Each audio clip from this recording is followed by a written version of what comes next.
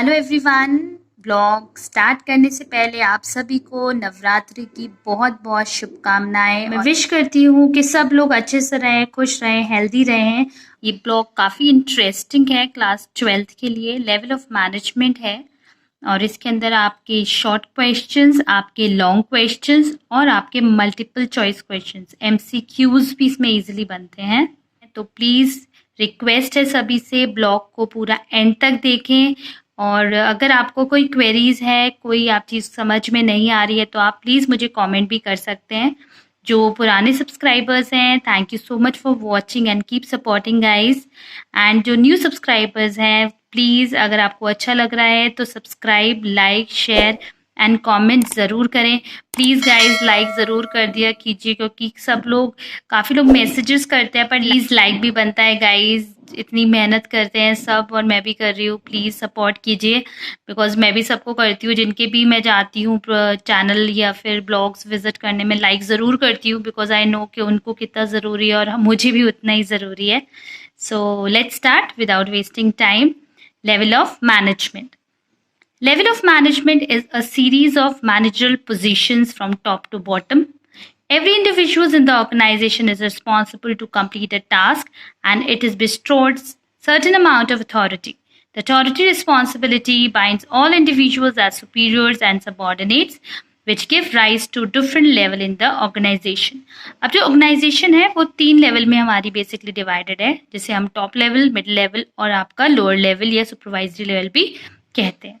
तो इस लेवल में आपका टॉप टू बॉटम रन करता है। जो इंडिविजुअल्स होते हैं ऑर्गेनाइजेशन में, उन्हें अलग अलग लेवल्स पे अलग अलग रिस्पॉन्सिबिलिटीज दी जाती हैं जिनको उनको कंप्लीट करना होता है।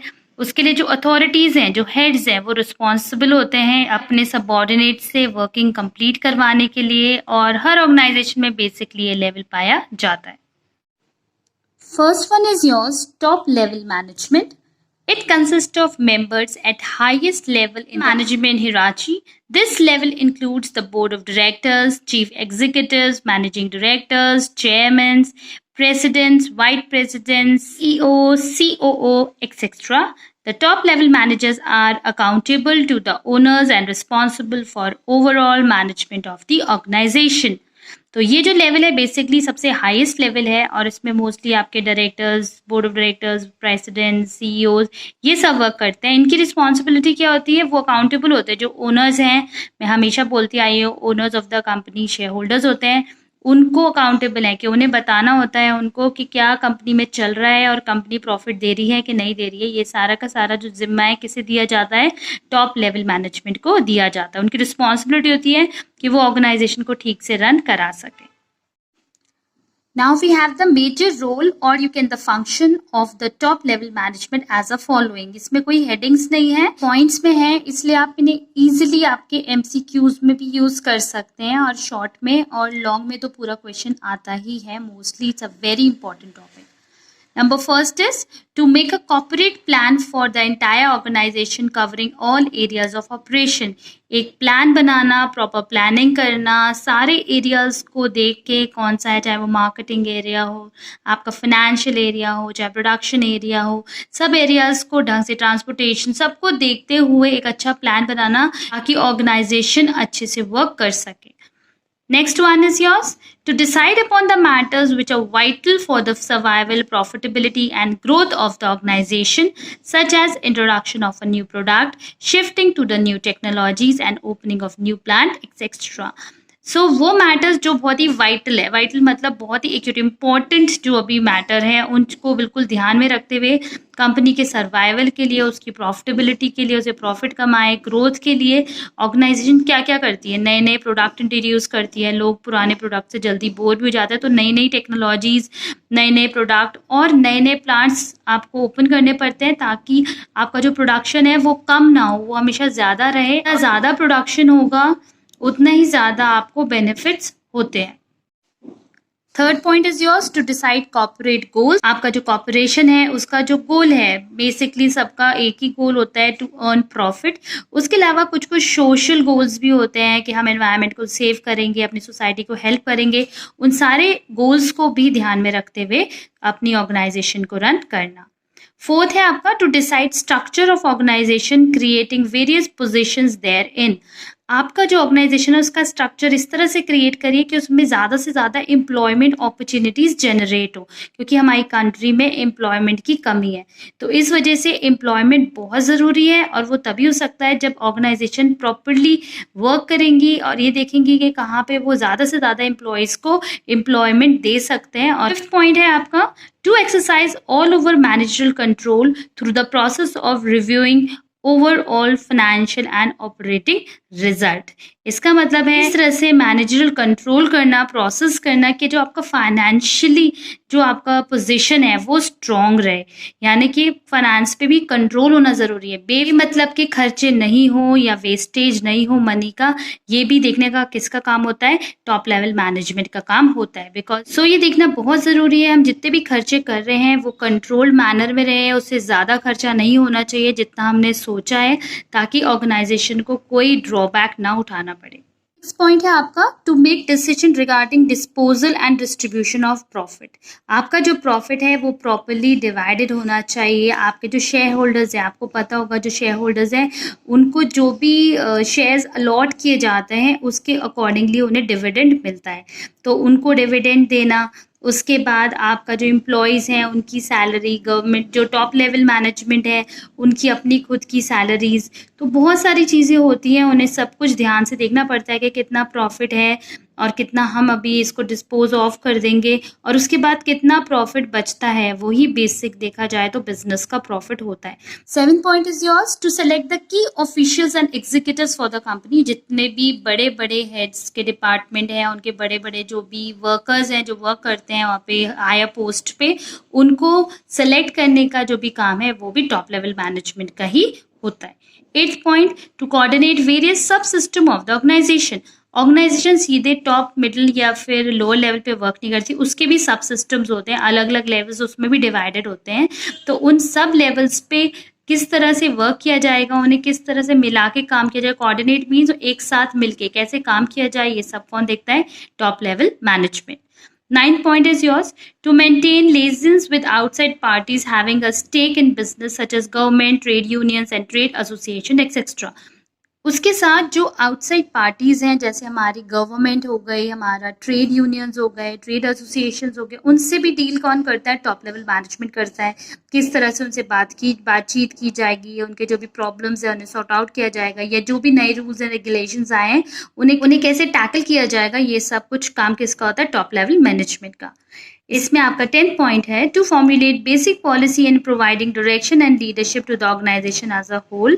आपकी जो भी ऑर्गेनाइजेशन में पॉलिसीज़ हैं, जो भी प्रोग्राम्स हैं, उनको प्रॉपरली रन कराना, जो लीडरशिप रोल है, जो लीडर्स हैं उनके साथ कम्युनिकेट करना, उनसे बातचीत करके ऑर्गेनाइजेशन को ठीक से चलाना, ये सारी की सारी रिस्पॉन्सिबिलिटी किसके अंदर आती है? ये सारी रिस्पॉन्सिबिलिटी आती है under the top level management. Now the second one is yours, the middle level management. It consists of members or a group who are concerned with implementations of the policies laid down by the top management. ये वो group है जिनको जो top level management जो responsibilities देते हैं उनको implement करानी पड़ती है, ये लोग आगे चलाते हैं।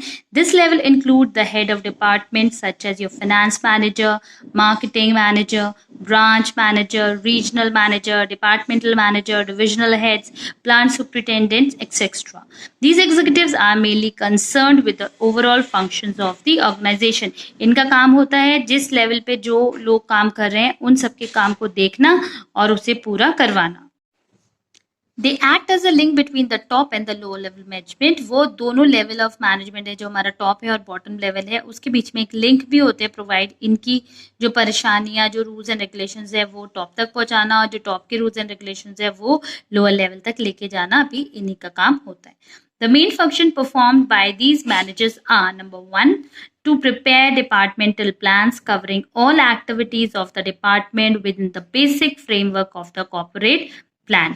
यानी उनका काम है प्लान करना, जो भी उनके डिपार्टमेंट्स हैं उसकी एक्टिविटीज़, डिपार्टमेंट में क्या होगा, कैसे होगा, कौन उसमें पार्टिसिपेट करेगा, और साथ साथ एक दूसरे के साथ मिलके कैसे काम करें ताकि ऑर्गेनाइजेशन को बेनिफिट मिल सके। सेकेंड पॉइंट है आपका to establish departmental goals and to decide upon various ways and means for achieving these goals to contribute to organizational goals. Organization का क्या गोल है? मोस्टली तो एक ही गोल होता है, दैट इज प्रॉफिट मोटिव। उसके अलावा भी ऑर्गेनाइजेशन अलग अलग गोल्स पे वर्क करती है। तो उन गोल्स को डिपार्टमेंट के हर एक इंसान को समझाना कि भाई हमें इस तरह वर्क करना है ताकि हमारे ऑर्गेनाइजेशन को बेनिफिट हो सके, और एक हार्मोनियस रिलेशनशिप क्रिएट करना हर डिपार्टमेंट और सबऑर्डिनेट्स के बीच में। थर्ड पॉइंट है आपका इसमें to perform all other managerial functions with regard to departmental activities for securing smooth functioning of the entire department।